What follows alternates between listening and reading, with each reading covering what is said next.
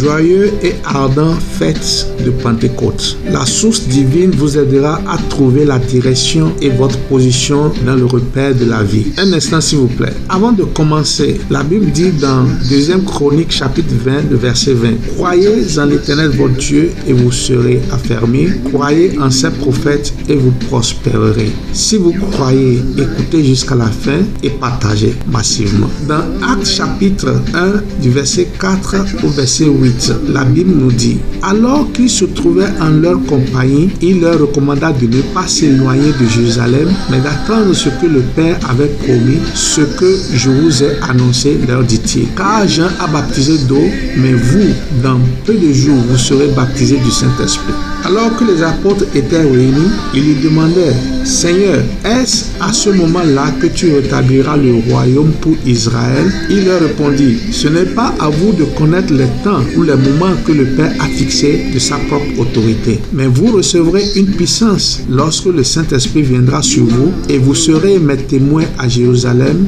dans toute la Judée, dans la Samarie, jusqu'aux extrémités de la terre. » Dans ce passage de Actes chapitre 1, nous voyons que les apôtres réunis posaient une question sincère à Jésus. Jean, la même question que toi aussi tu te poses aujourd'hui. Quand est-ce que tout sera rétabli? Quand est-ce que ça va changer? Mais pas excellent, Jésus leur répondit au verset 8.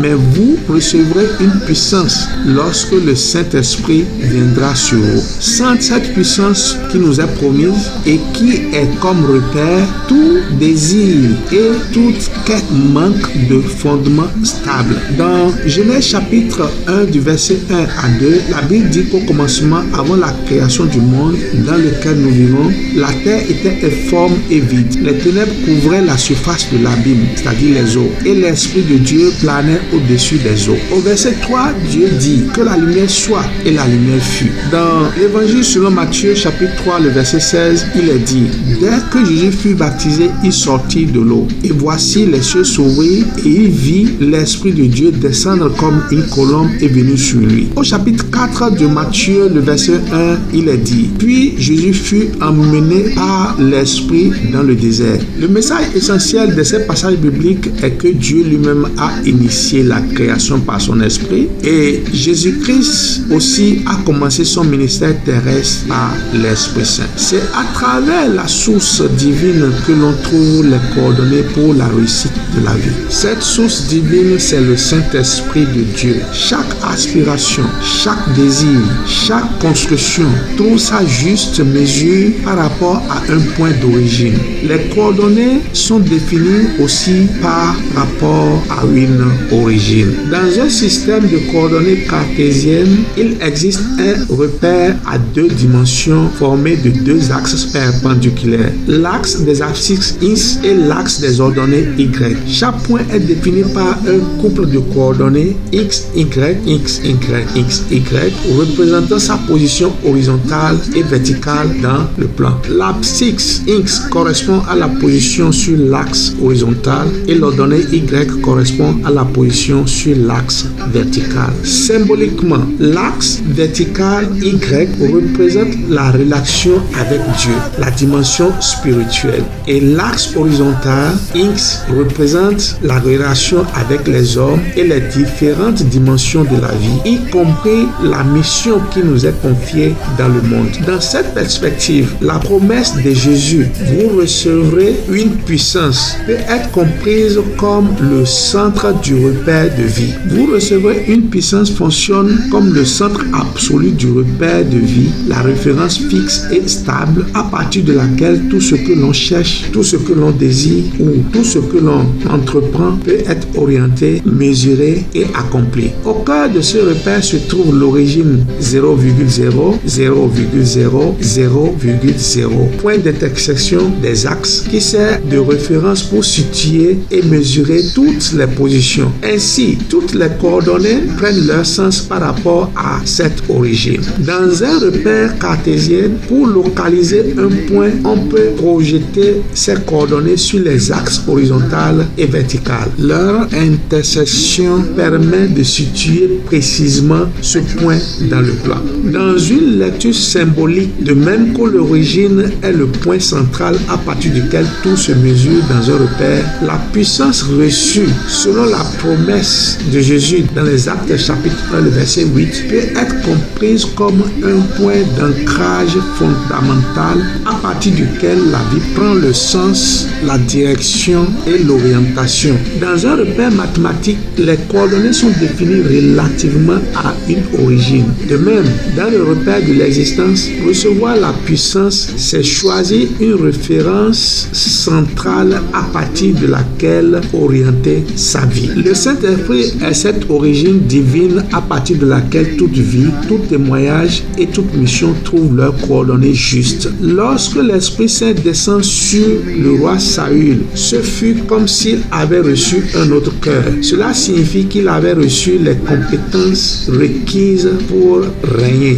Dans la Bible, Josué, les juges et encore d'autres ont reçu cette onction spéciale destinée à les rendre compétents dans leur ministère. Vous voir dans 1 Samuel chapitre 10 à partir du verset 9. Le Saint-Esprit en nous crée un mouvement centrifuge du centre vers l'extérieur. La puissance d'abord et la direction se révèlent en marchant. Plus la mission agrandit, plus l'on a besoin du Saint-Esprit. Plus votre mission agrandit, plus votre besoin du Saint-Esprit agrandit. Plus vous allez vers des extrémités, plus le centre doit être entretenu. Les grands missionnaires, les grands serviteurs de Dieu ne s'éloignent jamais du centre. Ils renforçaient leur connexion au centre, c'est-à-dire l'Esprit Saint. Aujourd'hui, êtes-vous connecté à l'origine ou êtes-vous devenu un point flottant, occupé, actif, visible, mais déconnecté du centre? Peut-être que vos coordonnées ont changé sans que vous n'en rendiez compte. Peut-être que la prière s'est raréfiée. Peut-être que la parole est devenue silencieuse. Peut-être que vous adorez encore, mais purement une adoration formaliste et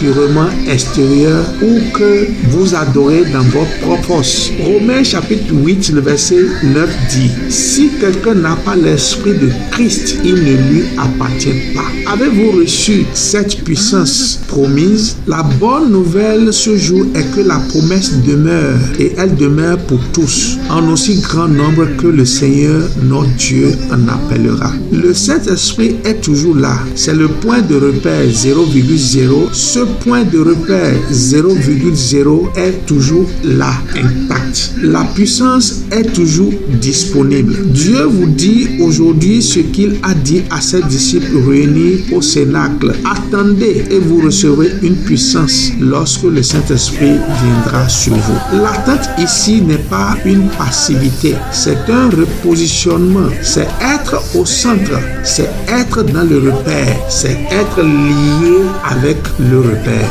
Vous recevez la puissance fonctionne comme le centre absolu du repère de la vie, la référence fixe et stable à partir de laquelle tout ce que l'on cherche, tout ce que l'on désire ou tout ce que l'on entreprend peut être orienté, mesuré et accompli. Sans le Saint-Esprit, c'est naviguer sans repère. Avec le Saint-Esprit, même les extrémités de la terre deviennent accessibles. De la même manière, lorsque vous recevez le Saint-Esprit, sa puissance devient votre origine spirituelle. C'est le point d'ancrage central, l'intersection parfaite entre votre existence et la force supérieure à partir de laquelle votre vie prend une direction nouvelle et un sens profond. Alors, sans cette puissance, aucune direction n'est juste. Dieu voit d'abord son esprit mouvoir sur les eaux et il a commencé son travail. Jésus-Christ a vu les cieux ouverts et l'esprit descendre sur lui et il a commencé son ministère. Prions Dieu. Point de prière. Dis: Seigneur, je ne veux plus naviguer seul. Remets-moi dans ton repère. Au nom de Jésus-Christ de Nazareth. Amen. Ésaïe chapitre 77, le verset 14 dit: Préparez, dégagez un chemin, enlevez tout obstacle du chemin de mon peuple. Nous prions au nom de Jésus-Christ de Nazareth que tout obstacle du chemin des enfants de Dieu soit enlevé au nom de Jésus-Christ de Nazareth. Nazareth. Et que tout ce qui est pierre d'achoppement soit enlevé au nom de Jésus-Christ de Nazareth. Et que la voie soit préparée et dégagée au nom de Jésus-Christ de Nazareth. Amen, amen. Ésaïe chapitre 30, le verset 21 dit: tes oreilles entendront dire derrière toi, voici le chemin à prendre, marchez-y, car vous irez à droite ou quand vous irez à gauche. Ceci signifie simplement, aussi longtemps que nous serons préoccupés par nos activités, nous entendrons derrière nous la voix qui dit, voici le chemin à prendre et d'y marcher. Donc nous prions au nom de Jésus-Christ de Nazareth. Seigneur, ouvre nos oreilles par la puissance de ton Esprit Saint, afin que nous puissions marcher sur la voie tracée, sur la voie juste, au nom de Jésus-Christ de Nazareth. Amen. Dans Actes chapitre 3, le verset 20, la Bible nous dit: alors des temps de rafraîchissement viendront de la part du Seigneur, et il enverra le Messie qui vous était destiné, Jésus. Nous prions au nom de Jésus-Christ de Nazareth, en ce moment, que le temps de rafraîchissement vienne. Établir dans notre milieu, faire souffler dans notre environnement ce temps de rafraîchissement au nom de Jésus-Christ de Nazareth. Amen. Nous allons demander la grâce de remplir les conditions pour que l'Esprit agisse dans sa plénitude en nous. Donc tu pries pour toi-même, demande la grâce de remplir les conditions pour que l'Esprit agisse dans sa plénitude en toi au nom de Jésus-Christ de Nazareth. Commence à prier en langue. Si tu n'as pas encore reçu le Saint-Esprit, commence à prier. Dieu, remplis-moi de ton esprit, remplis-moi de ta grâce et permets que la puissance divine agisse en plénitude en moi. Au nom de Jésus-Christ de Nazareth, nous prions. Amen, amen, alléluia. Joyeux et ardent fête de Pentecôte. Au nom de Jésus-Christ de Nazareth. Amen.